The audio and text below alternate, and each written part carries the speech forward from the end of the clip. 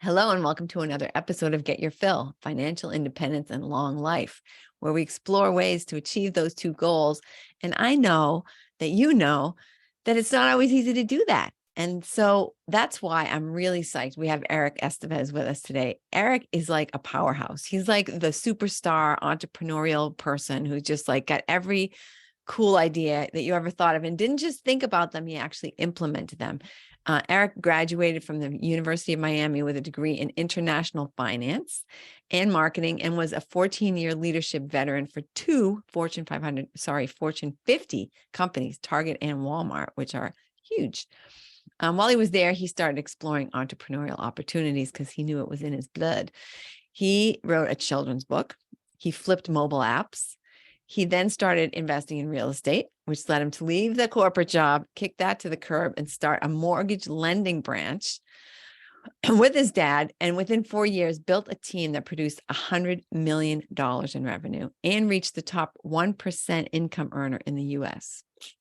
He's now building other businesses while working from home, one of them being a VA outsourcing company and another music management company to help his daughter, who is a music recording artist, which is so awesome. But see, this is what I mean. Like, you didn't just say, oh, I got to find a good person to like record my daughter. You say, oh, she needs a music recording company. Maybe I'll go become one. Right. I mean, tell us about that spirit. I mean, I can't imagine that personality working like at Target.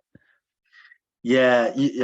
Well, first of all, Christine, thanks for having me. It's a pleasure, and yeah, we're still going through the journey and it's about figuring things out. And one of the things is that because I work for these great companies, right, in the beginning, very structured, right. I learned a lot about myself and my strengths and my weaknesses, and accountability was always a huge thing. So I was very in tune to the things that I knew I sucked at, right? And the things that I knew I was good at.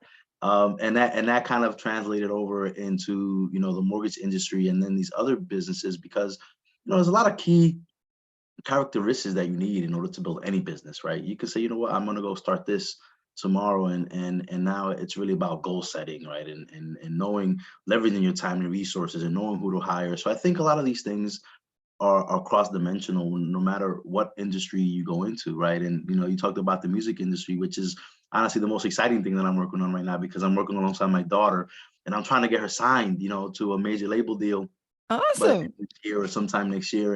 And I actually have an attorney out in California, an entertainment lawyer, looking at a publishing deal as we speak. We have a call later on tonight. So I just was able to implant the things that made me successful in the previous industry that I was in, right, in retail, and then in the mortgage industry. And obviously, music is totally different. So right now I'm in full learn mode, right? But I'm able to apply some of those fundamental values to help my daughter, move along, hopefully further than most, right, in a short amount of time. But just like anything else, is in the grind, right? We're building a business. We're in the grind mode. We're learning. We're meeting people. That's where we're at right now. Yeah. People are, that's the key, isn't it? Right. Making those connections. You can Yeah, meet one person and they can just change the whole trajectory, right?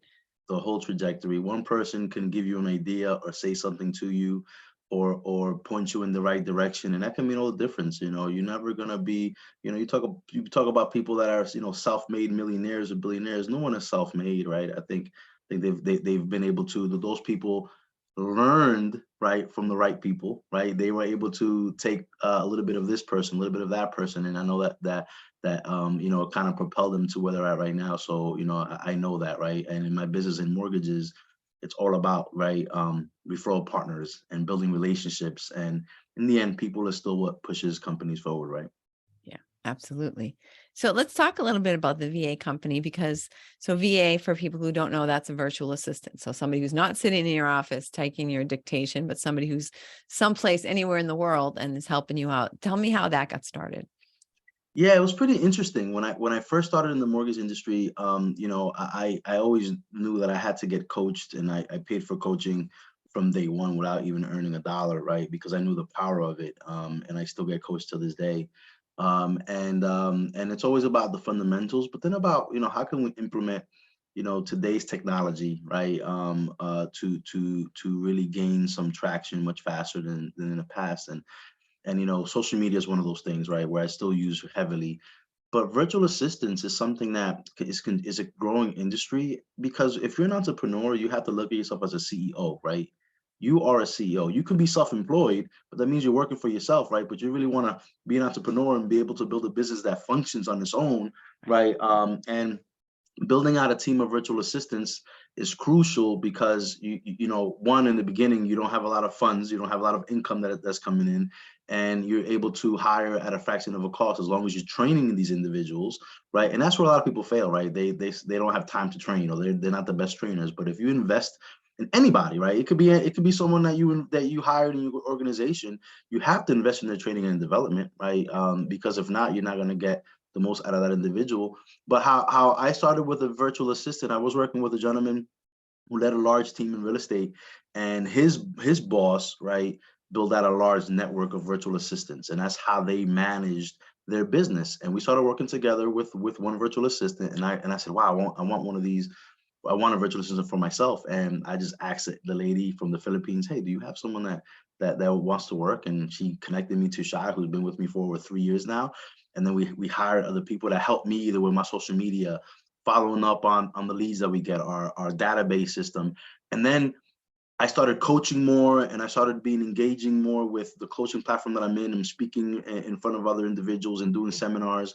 And I found myself, when I'm speaking to colleagues in this industry, when I talk about virtual assistants, that always kind of sparks a lot of interest. And I say, wow, you know what, I can monetize from this, right? I can now the services that, entrepreneurial wheel yeah, started turning, right? yeah, right. I go, well, hold up, but I'm already doing it for myself, and it's already helped my business. I can sell a subscription model to other businesses and help them too. And that's how we started giving, the name of the company is SourceWiz.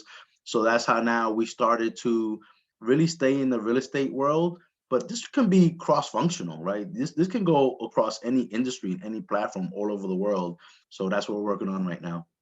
That's fun. So I have some experience with virtual assistants, and it has not been great. It's not been Yeah. great And because, I think, go ahead, I'm sorry. well, I was just going to say, I don't know. I don't really think it's a language barrier. I think it's a question of them telling you that they can do everything you ask and actually not having a clue what the hell you're talking about. Yeah. Yeah. Yeah, and you know what? And I mean, in the Philippines, and I know there's a lot of other countries that are good, but they're really highly educated, and that this is a big source of income for the country. And obviously, just like anything else, we have to dig through the weeds. We have to figure out who's good at what. We have to ask for prior experience, right? We have to ask for, like, we had a meeting today, and we talked about putting together like a prospectus, right? Like, okay, so like if somebody asks and says, okay, well, show me some examples, right? And we came up with the idea, like, okay, well, we had like this deck ready, but we said, you know what? Let's just create some dummy accounts to show them, right? For, hey, why don't you go into this Instagram account and show that? And that's what we're working on right now. So it's still a work in progress, Yeah. right? This is like, we haven't reached the mountaintop, but I think that this is something that we can hire, and you tell us, hey, what do you need from us? And then we go ahead and we comb through them, we hire them, we train them, because quite honestly, that's where most people fail, is hiring the right person and training them in the follow-up, because we're all busy. But if we really focus on the first 90 days, making sure that the person is trained, because the work ethic is high, right, in the Yeah. Philippines. And that's just but now you got to just train them and say, hey, this is what I want, and you have consistent follow-up meetings. Eventually they're gonna fly on their own, and now, right, you can take your time and apply it elsewhere. Yeah. And it's so vital. I know, as an entrepreneur, I think a lot of us have that problem, that we think we need to do everything. And then Yeah. you wasting your time. Like, and I hate to admit this, but the other week I was I just fixed up this commercial space, and we were having the grand opening, and I'm there mopping the floors, and I'm like, what the hell are you Yeah. doing? Well, you know what? I mean, I think sometimes it's good to kind of be in the weeds and just get lost, right? I get it, right? But we are CEOs, and we have to say, like, how I look at my day is, like, I plan and I'm one of these 5 a.m. nut jobs, right? Where Yeah, I wake up and I write down all my me things, too. and I look at it, and then I go, what do I really have to do? What can I delegate? Yeah. Right? Or, hey, can I train somebody to do this, so that way I don't have to do this anymore? And that's how I kind of look at my day, so that way I can free my time up to do things like this, right? To talk to people, to educate people, to connect to others. Yeah. And I split my day between mortgage business, right? Between now the Source was virtual assistant business, now the music recording business with my daughter. And then I still have a family, right? So the thing is that I'm able to now, be able to delegate where I can be more accessible. Yeah, exactly. Figure out like, where is my time best spent? Yeah. And it's not usually mopping floors, sadly, but but I'm learning. So let's talk about coaching, because that sounds like you're right on board with that being the key to your success. How did you first, like, did you always know about coaching? How did you discover it? Yeah, it started in retail. It started in Target, right? Okay. I graduated and I had several job offers in different industries, right? And for some reason I gravitated towards Target because of the meetings that I had, and they were experiencing a lot of fast growth at the time that I started. But I really felt in love with the leadership and what they really were after, and it was about mentoring, right? Developing, meeting with your manager every month, having a performance plan, right? So that way you know where you're going to be, and that's always been ingrained in me because of these great companies, right? And as I rose through the rank, I was 25 years old, managing hundreds of people, making six-figure salary, and and and um and I was like, okay, wow, they actually delivered on the things that they said they were going to deliver because of the plan that I was on, right? And then I've always realized that if I did that with my team and we had a specific trajectory, they're going to be loyal, right? We're going to work things together, because now it's not about where you're at today. It's about that clear vision and you working towards your next step. Yeah. And I think that's a definition of growth, is saying, okay, I'm not where I need to be, but I know I'm making the right steps. And sometimes you have to have people that have already achieved those steps, right, guiding you in that way. And I Definitely. always knew it was important, and it helped me in my leadership career. And the minute that I came into the mortgage industry, I said I didn't know anything. I don't know anything, right, about mortgages. So let me go ahead and make sure that I get coached. And I just did exactly what they told me, right? With slight degrees of variation. I put my own little sauce on it, right? But in the end, right, I was supposed to do this on Monday. I did it on Monday. I was supposed to do this on Tuesday, and I was consistent enough where I started seeing some success. Wow. Yeah. And it's so easy to, sorry. It's so easy to, mistake. Sorry, I'm going to start over so we can cut this out.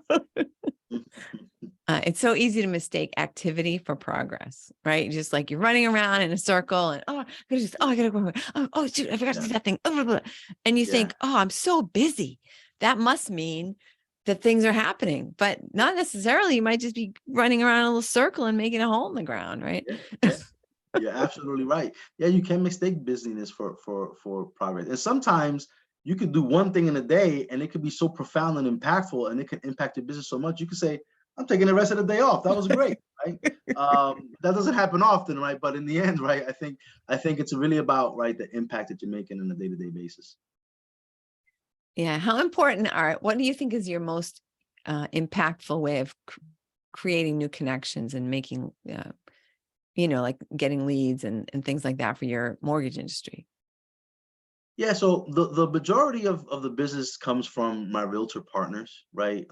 Because they still are in control of the transaction, even though you do have to get pre-approved by a bank before you can start making offers, right? A lot of times, they reach out to realtors first. So you have all this data, right? Whether it's Zillow or Realtor.com or Google Ads, right? That the realtors get first, and then they connect them to the loan originator that they have a good relationship. So it's really about developing relationships not only with realtors but just professionals in general, CPAs and financial advisors, divorce attorneys, and it's been pretty simple, and there's actually an acronym to it. When you first talk to somebody, you got to frog them, right? You talk about their family, relationships, occupations, recreation, occupations, goals, and just listen, right? And I usually just listen for 15 minutes. I ask those questions, and they think I'm the coolest person in the world because I just shut up, right? I just let them talk, That's right? amazing, isn't it? But now you get to know them a little better, and there's power of social media. Now you connect with them on social media, and you're able to see, right? Do they have dog? What are their kids' names, right? And now you're interacting with them and you start connecting with them on a more personal level. And that's what this is. Like when you're working with somebody, you want to connect with them, on a personal level. And as long as, you guys are doing, business in an ethical way, full of integrity. And I think that's a connection. And sometimes people don't connect because maybe, they don't connect with you personally. That's okay. You want to work with people that you have some commonalities with, some common ground with, and those are the ones that you're going to be able to continue to deepen, right? As long as you're good at what you do and as long as you deliver, right? And I think in the beginning I was good at connecting with people and I was great at getting people to give me opportunities, but I wasn't good at putting a loan together, right? And then I made mistakes, and I don't care how good I am with building relationships, right? They give you an opportunity because they like you, or you can talk the talk, right? If you don't walk the walk, then forget about it, right? Right. You mess up the transaction. And I realized quickly that I had to become really good at what I did. I had to be a student of the game. I have to be in the weeds because when I get the ball passed to me, I want to make sure that I slam dunk it. Absolutely. Yeah. So it sounds like networking, and that's so key. Eh, But you're right. Now, networking is not just about being out in person. It's also social media. It's keeping connected with people. So how do you sort of prioritize, right? You must meet a lot of people in the course of a week. How do you decide, oh, this person is one I'm going to really, because you can only do so much, right? You can only follow Yeah, up with so many people. And before you're staring, I'm like, I know you from somewhere. Shit. yeah, Heard yeah. of that. That's you know what? That's an art form in and of itself, right? To because before I was just spinning my wheels, talking to everybody. I wanted to work with everybody, and you didn't know I didn't do enough research, right? Sometimes you don't want to, put a lot of time, energy, and effort into someone that maybe you didn't know well enough to know that they're doing this part time or this is just a passing thing until they get to the next gig, right? And what I'm focused on now, what I've learned is instead of working with 100 different, people, I want to deepen relationships with people that I have already shown some success and that have shown like on their own, right? And that are ready to get to the next level so I can come in and add value and help them achieve that, right? Because now if I take up, in New Jersey, for example, we have, bronze, silver, gold, platinum producing realtors.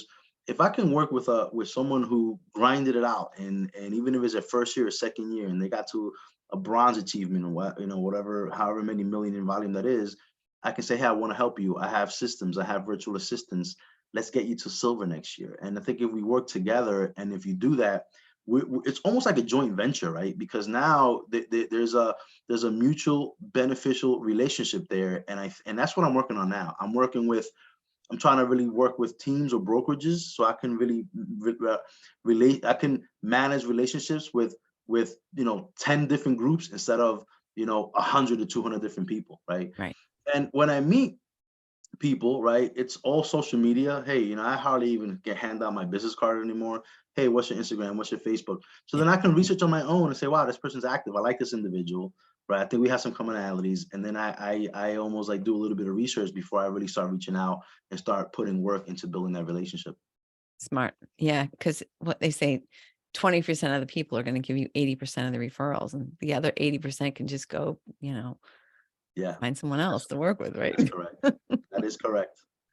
Definitely. Excellent. So tell me how you went from real estate investing. Well, okay, let's start there. A lot of people want to get involved in real estate investing.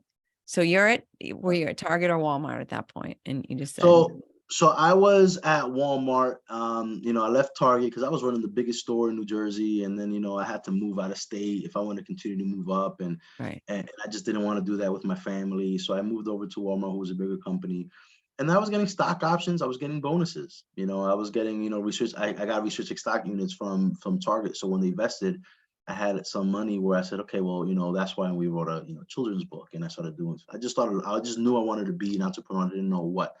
And then my first investment, it was almost like a college education that I got to return instead of a debt, right? I actually earned money on it, and I knew I wanted to learn, and I became friends with an investor that was flipping 3, 4, 5 homes a month in Long Island in New York. And I said, hey, like if I invest, I want to learn, right? I don't want to just give you my money and get a return on investment.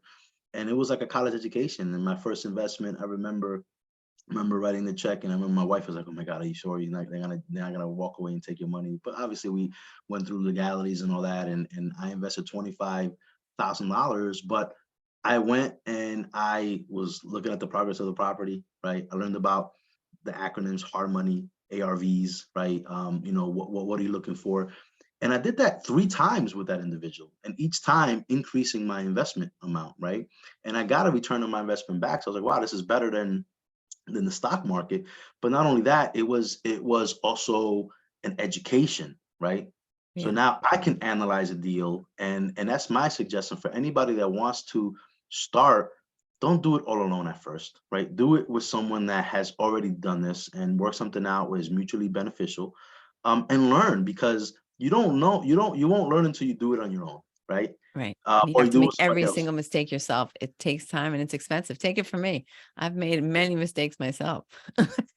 Well, and I made look at this big mistake that I made, Christine. So I invested in these um, you know, properties, 300, $400,000 properties, which is what middle class can kind of afford, right?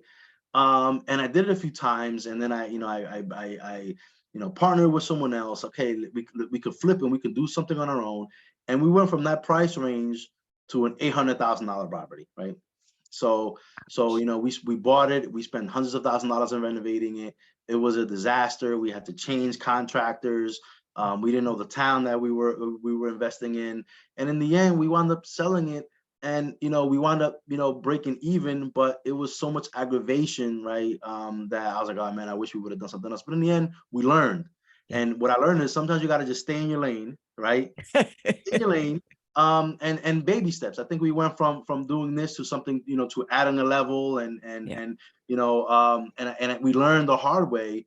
And if we would have just kept on flipping on our own, on a smaller scale, by the time we did get that, we would have had our contracting team put together already. We probably would have earned a lot more money than we did Yeah. than we did, because we made a big mistake doing that, right?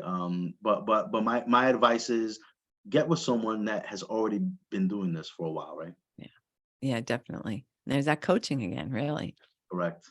Fast track to success, because I mean, when you make that kind of a jump too, there's a big jump in fixtures and finishes. And if you screw that up, people are gonna be like, "Oh, I don't want to buy this place," right? So it's easy to make mistakes. It's easy to go way wrong. You're lucky that you sold it. You're lucky the market was still going up. So you Yeah. were able to break even. Because right now, I don't know, right? So I was watching some of your TikToks. Tell me what you think the market is doing right now. What's it doing in Jersey? Because we're in Boston, it's a little bit different, but Well, yeah, great question, and I talk about this on a daily basis. It's the market is volatile right now. The market doesn't know what it was doing right now. right. Here's the issue, right? We have a huge shortage in homes, right? There's an inventory issue in in this country, right? Across the country, right? And these are some crazy stats, Christine, right? And people compare this to 2008, and it's totally different in 2008, because in 2008, right before the crash, there were 4 million homes for sale. Right now, there's 1 million homes for sale across the country. Take away 30%, for on the that are on the contract, you have 700,000 homes, and compared to 2008, there's 30 million more people, right? And not only that, who are the ones buying houses is the millennials, which the millennials are the second largest generation since the baby boomers, right? So the thing is that there's just not enough inventory. And here's another crazy stat. So since the 1950s, there's been between 20 to 22 million homes built every decade, right? 20 to 22 million every decade. Between 2010 and 2020, 5.8 million homes built. So now we have more people in the country, right? We have only 5.8 million homes built in the last decade compared to 20 to 22 million. Something has to give. And that's why even in this high quote unquote interest rate environment, right? They're still high. Like these houses are going like hotcakes still. I'm still seeing multiple offer situations because people just need a place to live, and rents are increasing at a faster pace, right? Because there is no inventory. Yeah. So the fact of the matter is that, the rates are higher than we've been used to, right? But people have to realize that the average rate in the last 40 years is 8.42%. We're still below that, right? Now, granted that houses have appreciated a lot more, right, than they were back in 2008. Yeah. You see appreciation, a couple years ago in the double digits. Appreciation is expected to be in the low single digits, which is historically the average of appreciation in real estate. So the demand is there. The demand is there. Obviously these higher interest rates have kicked some people out of the affordability game, right? Yeah. We're hoping to see rates continue to come back down into the fives, and we will, because mortgage rates typically follow inflation. Okay, the Fed just raised rates again on Wednesday to 5%. Mortgage rates typically are about 3% higher than the Fed funds rate, so we're looking at somewhere in the 8%. But typically, mortgage rates follow inflation, so it's just going to be a matter of time, right? When you slow down the economy, and the economy has been slowing, inflation is coming down, maybe not as fast as we wanted to, but when inflation hits steadily in the fives, right, then you might see mortgage rates drop. What that's gonna do is that's gonna help people's affordability in buying new homes.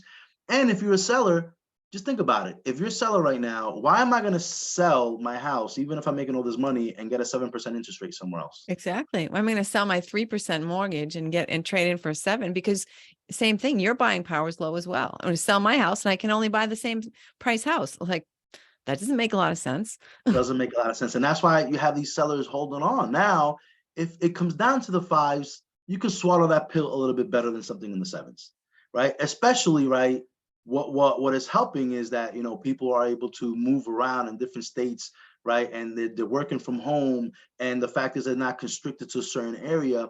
But Yeah, the fact of the matter is that we have to have rates come down a little bit to speed things up, right? To release more inventory, because we have an inventory issue right now across the country.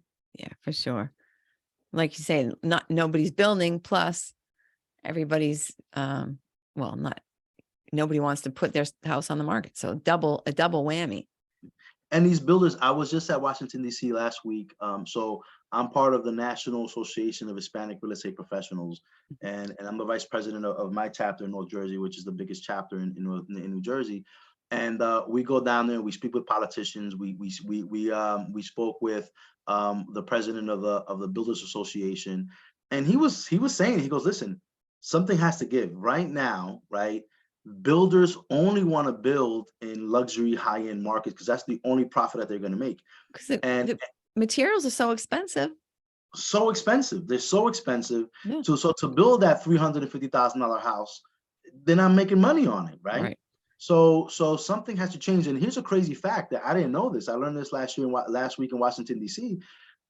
He mentioned that the cost of a home right now, especially in low income areas, right, moderate income areas, 55% of the cost is due to compliance, right? That's So another thing that keeps happening, right? They keep tightening up compliance, all kinds of, let me just exactly. interrupt for 1 second. My new oven tripped a breaker in my panel, right? Yeah. In order for them to replace the panel, they have to apply for some kind of a freaking, I'm like, you can't just give me a new breaker. Oh no, sorry. Right? There's some kind of a new rule now. We have to know the model number of the Yeah. stove and all this stuff in order and apply to insane. replace the breaker. Yeah, much more. This kind of regulations and stuff is just making things. It's just driving costs up, and something has to Absolutely. give. Listen, I think that the market corrects itself eventually. So he was saying that, there has to be some kind of regulation, where it can be more beneficial for builders to kind of want to come in and build homes in communities for the average American, right? And that has to give in. And I also, we can go on for hours, right? But I'm also a big fan of these tiny homes and these structures. Like, I'm an investor in Boxable, which is a prefabricated house that you can buy for $50,000-$60,000. But as long as you have the infrastructure built, I think that hopefully down the road, and it could be 5, 10, 15 years, regulation catches up where builders are going to say, you know what, let's build some of these communities at low cost so we can give some of these millennials places to live, right? I'm glad you talked about tiny homes. That's one of my little passions. Well, that was one of the first people I ever interviewed for my podcast, was this lady who did, like, she was sort of like a tiny home consultant to like help you to get yourself ready to live in a tiny home. If you're going from, you're like downsizing by 500% smaller, right? I had this, 2000 square foot home, and now I have this 400 square foot home. Like, what the heck? And how to Yeah. deal with that. Right. And it was just fun. It was fun talking to her. And I've always been excited. I've created one tiny home, and then actually 3 tiny homes, I should say, because the Wow, square that's footage. awesome. Yeah. And it's so fun. And I want to do what you're saying, communities, Yeah, like yeah. little tiny home communities. But I think, you know what, and I'm definitely going to listen to that podcast, because I'm interested in seeing what she has to say. But I think that, you know what, you know, growing up, right, everybody wanted that $1 million house, right, and that was status, right. But in today's generation, status is freedom, is it being able to move around, right? Yeah. And the cool thing is that, right, you can move around and work from anywhere, right, with Right. technology these days. So I think that's going to be more and more of the norm, right? I could see my kids. I have my daughter's going to be 20 next month, and my son is going to be 16 next month. And Congratulations. I can see my kids saying, you know what? I just want to live in a beautiful area, in a nice community. I don't care about the house, because I want to be able to move around and travel, Right. instead of being able to pay a mortgage in $1 million house, right? Which is the American dream back Right. in the day. I don't think that, I think that dream is shifting for the younger generation. And you know what else is shifting that we don't even really think about probably too much is like the amount of stuff. Like, I mean, you have books, I have books, but really you don't need a lot of books. You don't need to have a huge record collection. Like I used to have a whole wall of like CDs and You're DVDs. right. You don't need any of that crap anymore, right? This is all like you can carry it around in your phone. Yeah, you're absolutely right. So there is Yeah. a lot of, if you don't need to accumulate stuff, you can really, and all these, Marie, what's her name? Mary Calla, I forget her name, but the one who tells you only need like 7 outfits and stuff. I mean, that Yeah, might be a yeah, bit of a stretch for me, but yeah. still, I have how many pairs of shoes and I wear 2 of them. Yeah, it's true. It's true. I think that minimalistic lifestyle is going to continue to grow in popularity, Yeah, because it's true. Like I think we're realizing that, the value isn't in things, right? The value is in experiences. experiences Eh, all day Um, long. Yeah, I mean, like if I can wake up in a tiny home and overlook a mountain, right? To me, that's more peaceful and better than waking up in $1 million house by myself, with right. nobody around me, right? Exactly. Well, and then you can have you can have one on the mount on the top of the mountain. You can have one by the ocean. You can have, right. Yeah, Maybe you have 5 tiny homes that are 200,000 instead of $1 million house. correct. Yeah. And to me, I see that's what I think mobility to me is my happiness, right? If I'm able to move around and experience different things. And I was in Washington D.C. last week. Then I was in Houston with my daughter, and then she performed in Austin, Texas. So we Fun. were eating the foods and we're moving around, and to me, that's what gives me life, right? Yeah, definitely. So what are your long-term goals? What is this as we're, you're going to start 5 more companies? Are you going to start to like make yourself a little bit replaceable by hiring different staff, or what's your long-term vision? Great question. I think I'm always going to be, part of the mortgage industry. I love it. I love helping people get into their homes. I'm an advocate for home ownership. This is the best way to start building generational wealth, right? So I get fulfillment when I help people, into their homes, and even if I'm not directly involved and I have a sales team and I'm overseeing it, I think I'm able to. I think I still want to be involved, and maybe not be the one talking on the phone all the time, but I want to still own mortgage a company. I still want to be able to help families, but I want to exit. I want to be able to exit without selling, right, the company, and Yeah. still help families, and still generate revenue, right? And the average millionaire has 7 income streams, right? And I think if we're able to build businesses where you're not involved every single day, where you can meet a few times a week, for 15, 20 minutes, just to make sure things are kind of staying afloat. That's what I think. I would love to be able to still build business and not be governed by it, right? My daily life, and Yeah. be able to move around and help other people and speak at different, engagements. Yeah. Honestly, I want to, right, help my daughter be a successful musical recording artist. Yeah. And want to get her signed, and listen, the top 1% of 1%, make it to, you know, uh, Ariana Grande status, right? But even if my daughter doesn't make it there, if I can help her get to a level where she can work in something that she loves and a passion. I mean, that to me, that's golden, right? Because Yeah. I didn't know what I wanted to do, right? I just kind of figured out, I was rocking around, right? And I think many of us don't. And she knew that she wanted to do this since she was very young, and that's why I'm investing in her. Yeah. And if she can make a living, right, being around creative people, and whether she writes for other people or she manages, that makes me happy. Now I gotta find, what my son's passion is and help him get there. And to me, that's what I want to do. I want to be able to help my kids really, build their lives, right? Because once their lives are built, right, I have the rest of my life to just focus on myself, and I could just sleep on the couch and I'll be happy. I'm I have a okay. feeling that will get old pretty fast for you. Fun. Awesome. So Eric, I'm so excited we got to talk today, and I'm glad it was you that, because I was kind of low energy when we started this, but you're awesome. So tell me, what do you wish I would have asked you that I haven't asked you? Huh. We had a great conversation. I think it was flowing. I guess, maybe I wanted to do a little blurb about my children's book that kind of started Yeah, this whole good. journey. Yeah, so okay. So for many years, right, my wife, we had a poodle, Chacho, that passed away a couple years ago, right, after being 15 years old. But Oh, for years, my wife was like, you know what? Because my wife was a stay-at-home mom, right, and she was like a soccer mom. My kids play every sport, and Chacho was like the one guy. Like Chacho was always by her side. And she goes, you know what? I want to write a children's book about Chacho, and I was like, yeah, we'll do it one day. And then uh, I said, you know what? Let's just do it. Let's figure it out. Let's Google it. We went ahead and self-published and everything, and that's such a great experience. That was like our first effort, like into, doing something on our own, and we didn't make any money on it, right? but we made zero money on it. But it was a passion project, and you know what, Christine? I think that was the catalyst for everything else, right? Because I felt the joy when we published the book, right? And I was just at, Read Across America. I go that week in March, Dr. Zeus week. I go and I usually read the book. And a friend of mine is a vice principal. He invited me. I read in front of a couple hundred kids, and that really brings me joy. So the fact is that still comes up every single year.